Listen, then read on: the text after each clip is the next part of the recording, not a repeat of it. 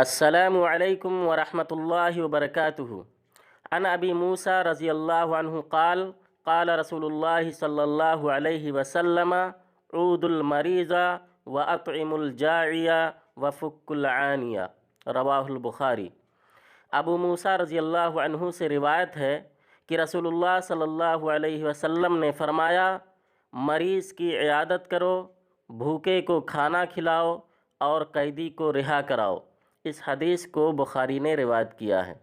تو اللہ کے نبی صلی اللہ علیہ وسلم نے اس حدیث کے اندر بیان فرمایا کہ تم مریض کی عیادت کرو، یعنی اگر کوئی شخص بیمار ہے، آپ کا پڑوسی ہے، آپ کے گاؤں محلے کا ہے، کوئی شخص بیمار ہے تو آپ اس کی عیادت کرنے جائیں، اس کا حال چال لیں، اسے دعا دیں، اسے ڈھارس بندھائیں کہ اللہ رب العالمین ضرور آپ کو انشاءاللہ شفا دے گا، اور اس کے حق میں دعا کریں۔ اسی طریقے سے اگر آپ سے ہو سکے تو کچھ اس کا تعاون بھی کر دیں۔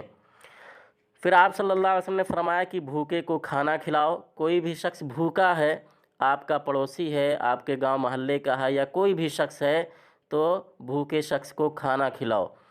پھر آپ نے فرمایا وفک العانی، اور قیدی کو رہا کراؤ۔ تو قیدی کو رہا کرانے میں وہ قیدی بھی شامل ہیں جو ناجائز مقدمات میں پھنسے ہوئے ہیں یا جیلوں میں بند ہیں۔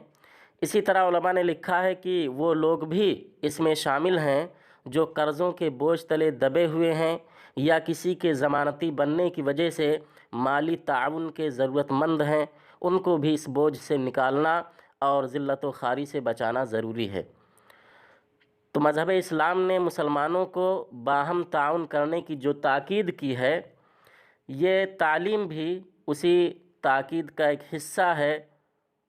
لہٰذا ہم سب کو اس کار خیر کو انجام دینا چاہیے، اور اللہ رب العالمین نے جہاں تک ہمیں استطاعت دی ہے، ہمیں اس خیر کے کام کو کرنا چاہیے۔ اللہ رب العالمین ہم سب کو اس کی توفیق دے، آمین۔ ناظرین، آپ سے گزارش ہے کہ اگر آپ نے اب تک ہمارے اس چینل کو سبسکرائب نہیں کیا ہے تو برائے مہربانی ہمارے یوٹیوب چینل جواب ٹی وی کو سبسکرائب کر لیں اور بیل آئیکن کو دبا دیں تاکہ جب بھی کوئی ویڈیو اپلوڈ کیا جائے تو آپ تک پہنچ جائے۔ والسلام علیکم ورحمۃ اللہ وبرکاتہ۔